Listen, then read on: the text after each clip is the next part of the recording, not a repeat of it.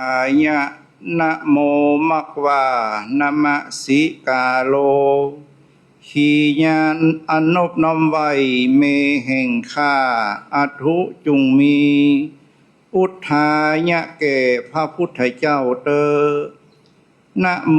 ธัมมายะนะโมมักวานะมะสิกาโลขีญาณอนบน้อมไว้เมแห่งข้าอัตุจุงมี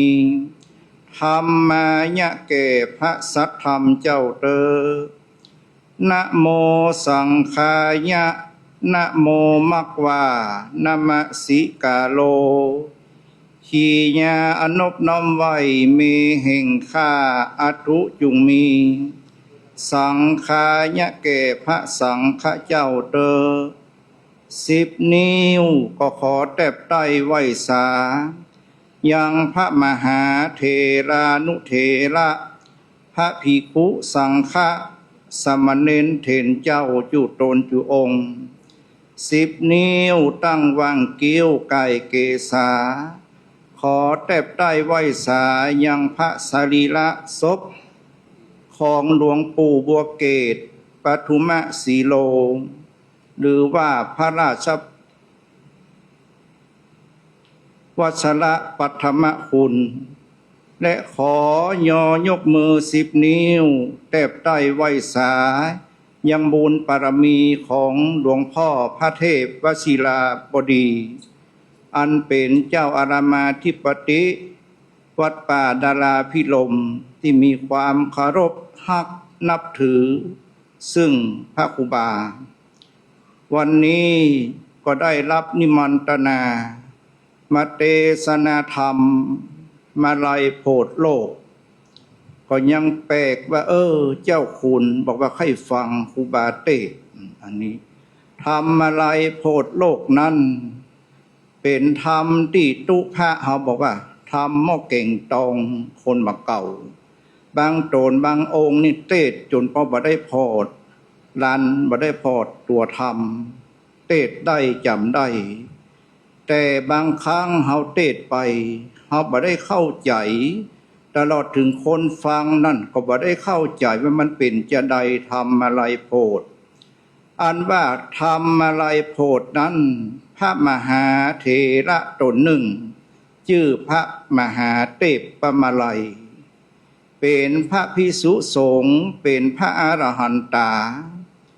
อยู่ที่เมืองลังกาอันอยู่แคว้นโลจนะชนบท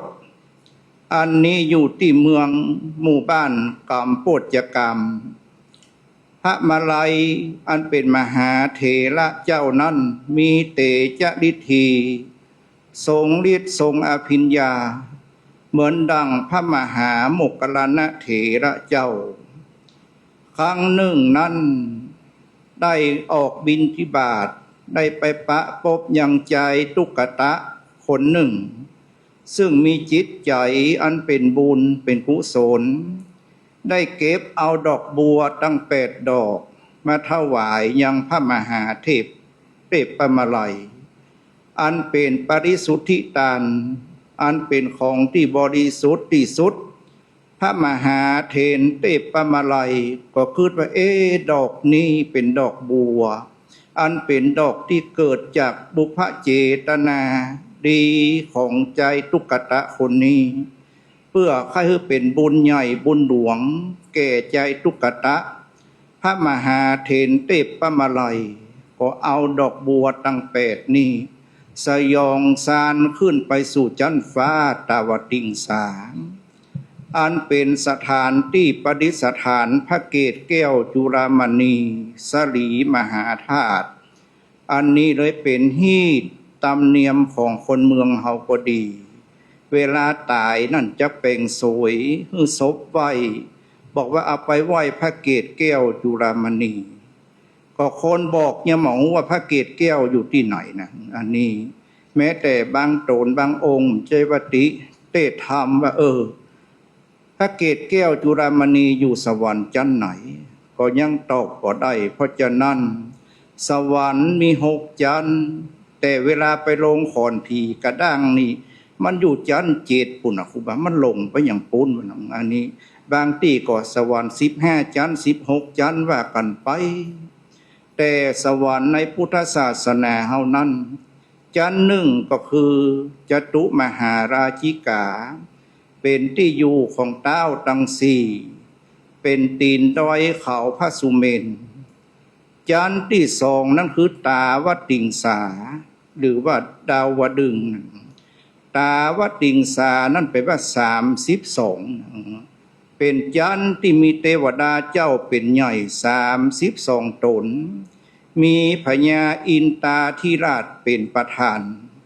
แต่เดิมนั้นพญาอินตาธิราชนั้นก็คือมัคคะมานพมัคคะมานพนั้นได้เป็นใจคนหนึ่งได้มีความสามารถสร้างยังถนนหนทางเป็นตานอานิสงส์ที่ได้สร้างถนนหนทางได้ประกอบกุศลต่างๆนานาก็ได้ไปเกิดเป็นพญาอินตาธิราชอยู่จันตาวติงสามีชายามเหสีห่วมข้างอยู่4 คน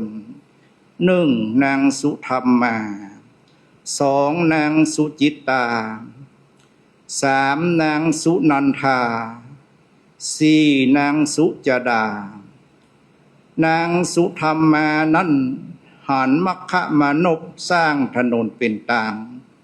นางสุธรรมาก็เกิดปิติโดยได้สร้างศาลาเป็นตันนี่อานิสงส์ของนางสุธรรมา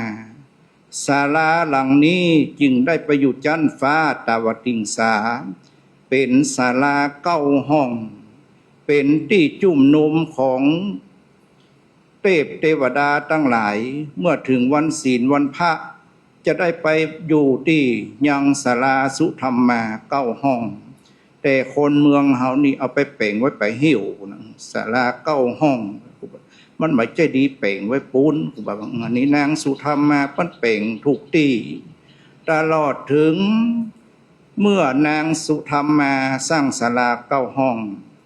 นางสุจิตตานั้นโอ้ป้อนเป่งศาลางามป้อนเป่งถนนงามนางสุจิตตาก็เลยสร้างสวนอุทยานดอกไม้เป็นตันเป่งดอกไม้สวนดอกไม้เป็นตันเนี่ยเราจะได้ยินว่าสวนจิตรลดานะมันก็มาจากนางสุจิตตานี่ได้สร้างดอกไม้เป็นตันนางสุนันตานั้นเปิ้นเป่งศาลาเปิ้นปลูกดอกเปิ้นเป่งถนนหนทางนางก็เลยเกิดปิติที่มามีเตี้ยคือน้ำบ่อ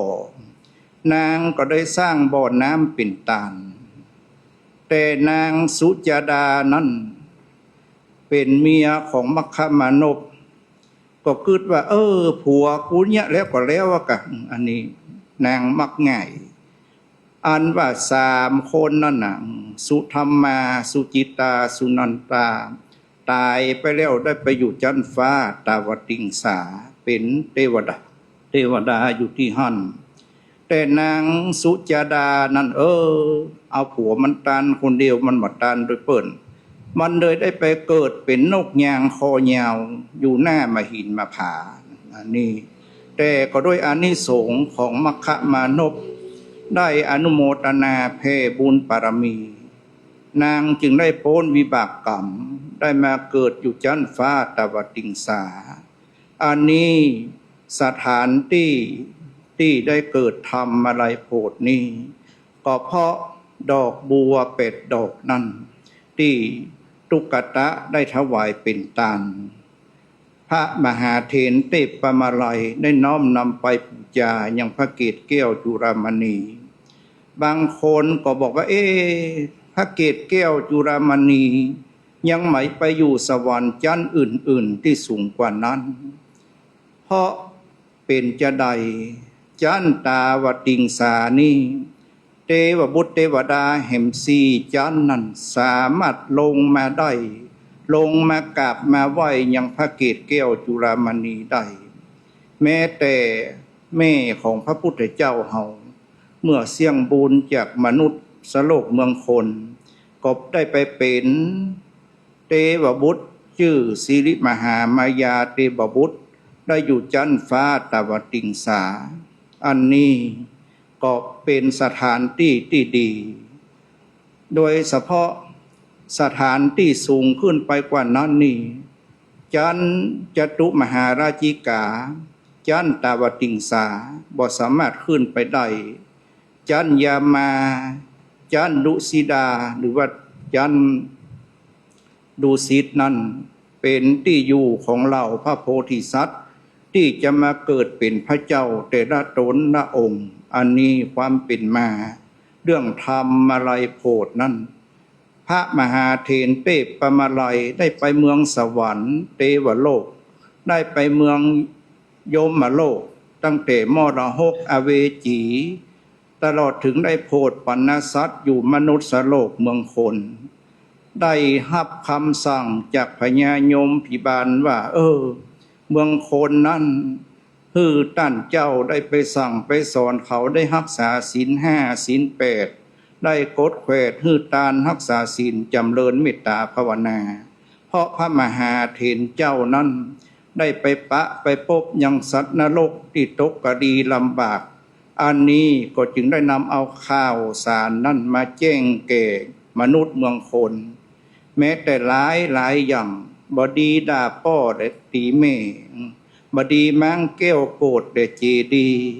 บอกควรดีตัดไม้สลีมหาโพธิ์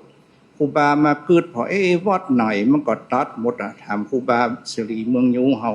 ถามครูบากูเต้าตัดจนตายนะครูบาตุหมุนี้มาถ้ามาอ่านทำอะไรโพธิ์ครูบาอันนี้บางครั้งตอนมาได้ดอกครูบาตอนแตะตอนว่าเหลือก็ตอมไปเกิดย้ายอันนี้หันหลายวัดเนี่ยครูบาลักไปพอสุมาจะไปเหลือกรรมธรรมจะไปเหลือกรรมโบราณอาจารย์มีเงินนี่เป่งได้สร้างได้ตั้งแต่ตัดไม้สลีเนาเป่งวัดใหญ่เดี๋ยวเก่าแต่เฮาต้องคิดว่าอันยังจะเกิดขึ้นสุมาตัวเฮาแน่จริงแล้วกาศรัทธาเฮาแน่จริงแล้วกาเนี่ยกลัวอย่างเดียวกูบอกกลัวเมื่อเฮาตะลงเปียที่พญาตไปถามมดถามหมอถามเมื่อถ้ามันออกมาสุจิใหญ่จะไปโขนเอาต้นไหนมาปลูกคือมันใหญ่ต้องอ่อนมันเป็นไปบ่ได้ตลอดถึงชีวิตที่น่ากลัวคือชีวิตหลังความตายอันนั้นไผช่วยไผบ่ได้ไปเข้ากำฝันเขายังไม่เชื่อนะไปหลอกเขายังไม่เชื่อเดียวอันนี้เฮาควรพิจารณากรรมสอนเหล่านี้มีในธรรมอะไรโพดบดีมั่งแก้วโกดเจดีบอกควรดีตัดไม้สลีมหาโพธิ์บอกควรด่าป้อตีเมนอันนี้เฮาออกเป็นกรรมที่ง่ายแต่ยากที่จะปฏิบัติแม้แต่ปัจจุบันหันกันหูหมดแต่บ่ได้ประพฤติปฏิบัติเพราะฉะนั้นวันนี้เราจะได้ทำฟังธรรมอะไรโพดก็ขอเต้าความสำคัญของธรรมพวกนี้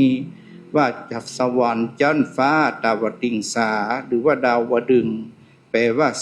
32เป็นสวรรค์จันทร์ท่วนสองเป็นที่ประดิษฐานพระเกศแก้วจุฬามณีตะกี้ออกวัดมาทุเจ้าบัณฑิตถามว่าครูบาพระเกศแก้วจุฬามณีมีหน่อยขนาดตุยังถามนะศรัทธามันจะหูก่อ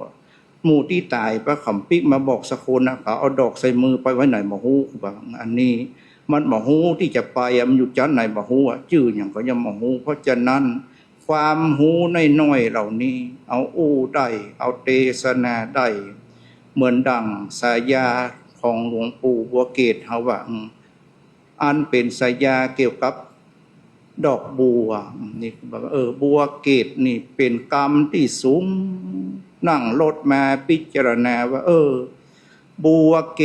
ศบัวนี่อยู่ที่ไหนอยู่บนพระเศียรของพระพุทธรูปเจ้าสิ่งหนึ่งเจียงแสนอันนี้เอาลองสังเกต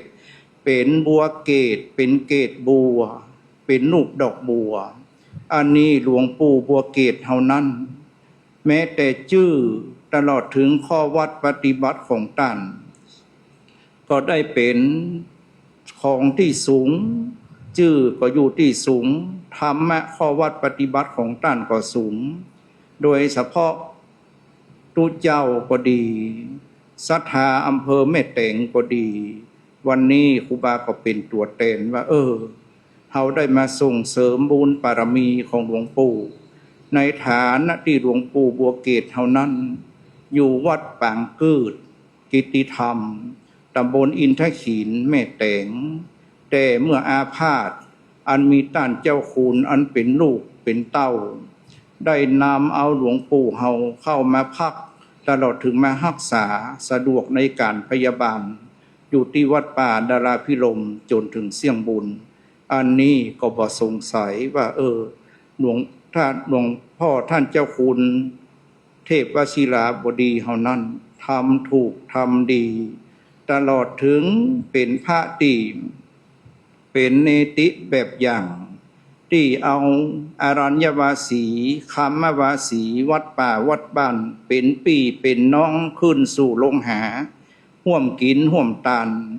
โดยเฉพาะวัดป่าเฮาตั้งแต่สมัยหลวงพ่อพุทธพจนวราพรหลวงปู่จันทร์กุสโลเป็นตัวอย่างเป็นเนติที่ดีที่สุดในยุคของหมู่เฮาตลอดถึงปัจจุบันมีหลวงพ่อท่านเจ้าคุณพระเทพวชิรบดีอันนี้เป็นตัวอย่างที่สืบเจตนาวันนี้ดีใจเอาหันพระมหานิกายตลอดถึงธรรมยุติกานิกายอู้จ๋าฟู่กันไปมาเคารพซึ่งกันและกันบ่เต้าแต่นั้นวันนี้พระครูบาก็ฉลองความศรัทธาของท่านเจ้าคุณนุ่งผ้าสีนี้มายังเคอะถูกกว่าฮะ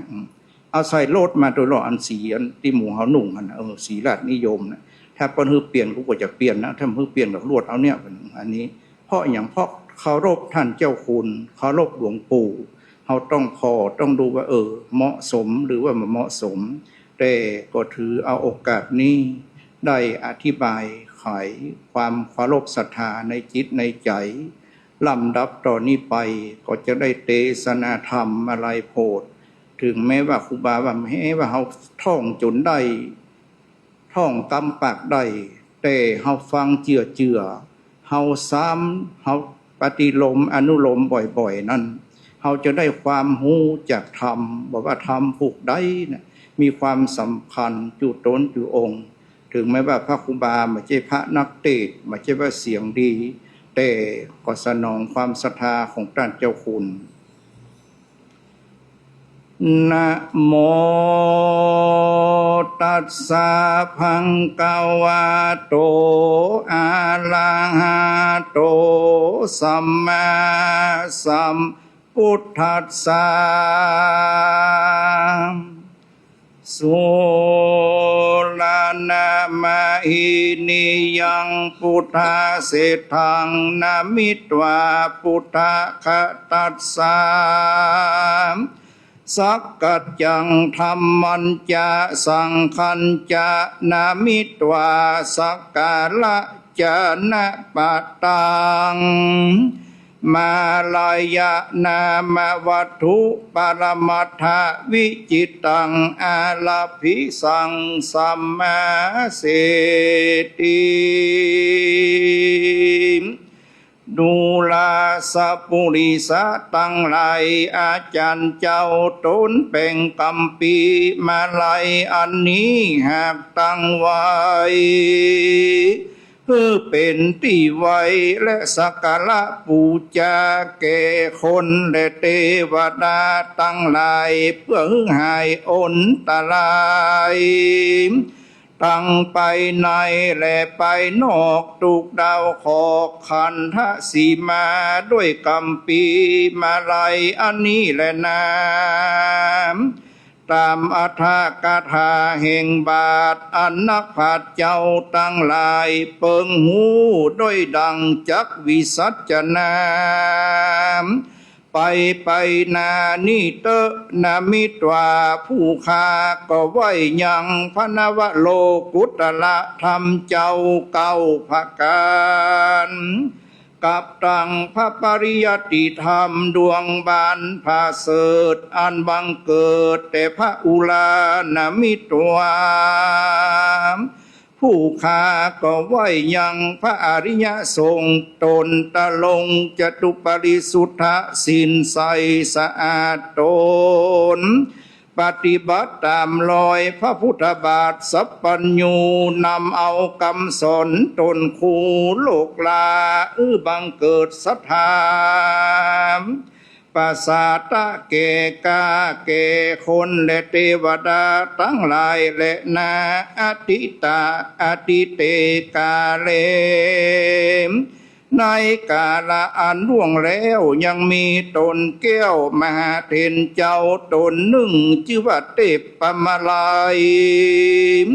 ตนตะลงสินใสวิเศษประกอบไปด้วยเหตุอิทธิฤทธิญาณนิสายะก็อาสลัยซึ่งบ้านอันหนึ่งชื่อว่ากรรมโปจจกรรมอันอยู่ในเขตตัมปะในยตวีปอันเป็นที่อยู่แห่งแก้วเจ้าตั้งสามพระการเอกติวสังยังมีในวันหนึ่งไสมหาเถรเทพปมาลัยเจ้าตนองค์อาจเจ้าก็กากาดไปสู้ยังนรกเพื่อจะยกเอายังฝูงเพศอันได้สังเกตไว้เมินนานปวิสิตวาเจ้าก็เข้าไปสู่สำนักแห่งพญายมพิบาลวันนั้นแลในเมื่อพญายมมาราชหันแล้วยังตนแก้วเทพปมาลัยก็พาสไลเจงจอดซักสวาดหูหอดทุกอันว่าพันเตข้าไว้เจ้าตนบุญมากเจ้ากูลูกจากประเทศเขตแดนใดมานั่นจาติปากะโตมหาเถรเทพปมาลัยก็ขานกำไปเร็วรีบว่าเฮาลูกจากจุมปูตะวีปเมืองคนมามีกำผาธนามักไข่โพดยังฝูงมวลสัตว์อันต้องทุกโทษอยู่ในอบายแต่ดีลีญามราชาอาหะพญายมมาราชก็จึงยกมือยกนิ้ววาดวันตาว่าข้าแด่เจ้ากูผู้มีบุญมากจบศักดิ์สวาดหูหอดอันว่าเจ้าเมืองอันอยู่นอกจมปูเขายังดูกระทำบุญมีมากรู้ว่าเขากระทำบาปมีหลายอันจาเตสัทธาอันว่าสัตว์ทั้งหลายมวลมากเขาละคาบไว้เมืองคนป้าเอาตนตัวเข้ามาสู่มาอยู่ยังห้องอบายยังมีหลายเรือโล้นเขาทั้งหลายก็พาธนาไข่โปนจากทุกโทษไข่เสวยสุขโสดสำลานด้วยบุญสมปานแห่งพระเป็นเจ้าแด่พ่องเตอะที่นั้นพระมหาเถรเทพปมาลัยตนตะลงสินใสสะอาดเจ้าก็ลีลาดไปดูยังหมู่สัตว์นรกทั้งหลายอันตกต้องโทษมีอยู่หลายโกฏหลายแสนเจ้าก็ไปสู่แดนนรกแปดแห่งอันกรรมวิบากหากตกแต่งเป็นไปมีต้นว่าวีตรณีหม้อใหญ่โลหะกุมพีใจพอดีอุสุตนรกมีขอบเขตสังคตนรกเป็ดปุ่นกัวตายแล้วก็มากับกายเป็นตัวดังเก่าอเวจีนรกนั้นเล่าสัตว์ล้นเอาด้วยฟองไฟบางเกิดหรือเป็นไปหลายเยื่องโลลุวะนรกเป็นดังเครื่องกงจักสัตตนรกละพับแผ่วลอดวิริยะนรกขอดสุดไปเจ้าก็บ่ดูได้แต่ใสมีใจมาไข่โพดยังฝุ่งสัตว์นรกพ้นจากตกอบายเจ้าก็มากฎหมายสังเกตไว้เว้นแต่โพดบ่ได้เพราะเว้นกรรม5ประการยังจักทรมานกรรมวิบากเพราะอนันตริยกรรมหากเป็นกรรมนักจักเอารอไว้ท่ายังพระสีอริยเมตไตรตนจักลงมาทรัพภัยโพดโปนใด ในเมื่อไปรุนแดนนาที่นั้นพระมหาเถรเจ้าเทพปมาลัยเจ้าก็ปิกขึ้นไปไว้บ่จ้าสู่สำนักยมมาราชาอาหะเจ้าก็กล่าวว่ามหาราชตนศักดิ์สวาสเป็นใหญ่ในอบายฝูงสัตว์ทั้งหลายทุกหมู่ทวนนากู้ยิงใจอันตะลงทุกในอบายยังมีหลายมากล้นเขาบ่ได้ปนก็คือพวกกตัมเวรกรรมนัก5 ประการยังจักรอท่ายังพระเจ้าตนบานบ่อเศร้าคือพระศรีอริยเมตไตรเจ้าอันจักลงมาโพดฟุงสัตตโลกและนายามราชาพญายมมาราชก็ยกมือขาบวันตามว่าข้าแด่เจ้าตนมีบุญมากตนคุณาฟุงสัตตโลกสาธุดีๆอันหนึ่งผู้ข้าก็ขอสั่งกรรมขอเมตตานำไปบอกแก่เจ้าเมืองนอกจุมปูเขาเร่งรีบกระทำบุญฮือตานรักษาศีลภาวนาบานอย่าหือขาดอย่าได้พมาทราสาอย่าได้ปิกปอกขึ้นมาสู่ที่เก่าอย่ามาตะลงทุกเล่าในอเวจีฮือเขานีไกลหลีกเว้นฮือพ้นจากตังเส้นเข้าสู่อบายขอนิมนต์พระเป็นเจ้าจุงได้พายแพเอากรรมนี้ไปบอกแก่เจ้าจุมปูอย่าให้เขาได้กระทำปานาติบาตอย่าได้เข้าอำนาจแห่งตัณหามีใจโมหะลบเอาของต้านอย่าเล่นจู้สู้จากผัวและเมียตนอย่าจุไล่กำสนกำซออย่าดื่มน้ำเหล้าล่ออย่าเมาอย่ากวนเก่าด่าจีและตีพามอย่าใจหามด่าพ่อและตีแม่อย่าได้ตัดไม้สลีมหาโพธิ์อย่าได้มังแก้วโกดเจดีอย่าได้กระทำให้แก่พี่คู่นีกระทำหืดตินเลือดกระทำอย่าได้ทำให้แก่พี่คูและพี่คูนีกระทำมือเลือดตินพระเจ้าออกจุงปากันประกอบเพื่อเป็นหิตานุหิตาหรือปาการมันพิจารณาจำเริญเมตตาภาวนายังเทวทูตตั้งห้าก็จะได้เป็นบุญไปแก่กานำไปสู่จันฟ้าและเนรปาน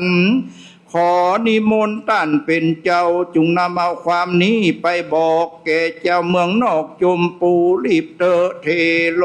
อันว่าพระมหาเถรเจ้าเทพปมาลัยโดนองค์อาจได้ยินคำสั่งพญายมราชราชาเจ้าก็เสด็จมาด้วยลวงอากาศก็มาถึงอาวาสวิหารตนถึงในวันรุ่นมาลอดลุงเจ้าเจ้งจอดมาถึงเจ้าก็มาถือเอายางวีและบาทนุ่งห่มผ้าฝาดคาดเป็นปริมณฑลแล้วก็เสด็จหนไปสู่บ้านโภชนกามอันเป็นที่เคยเอาเข้าปิณฑบาตในอาวาสเกหาที่นั่นแลมนุษย์สาอันว่าคนตั้งหลายในบ้านที่นั้นเขาก็เป่าต้านตักเตือนกันว่าดูลายิ่งใจตั้งหลายเฮยบัดนี้ท่านมหาเถรเจ้าท่านก็เข้ามาเมตตาจุงปากันหามสั่งมาใส่บาตรอยู่คนขออาราธนานิมนต์ไว้ก่อนเพื่อบ่ฮือผู้ค้าตั้งหลายย้อนตั้งตานยิ่งใจลูกหลานเจ้าบ้านเขาก็ออกปากต้านนิมนต์เขาก็ย่อยงเข้าใส่บาตรอยู่ในหัตถบาตรตามวินัยกองแล้วผู้จบทองสลาดก็มาเวนเข้าปิณฑบาตแล้วปากันอุทิศญาติน้ำไม่ตานก็มีวันนั้นแหละน้ำอาถาในกาลยามนั้นพระมหาเถรเจ้าตนองค์อาจก็มาถือโอกาสเจียนจาว่าดูลาม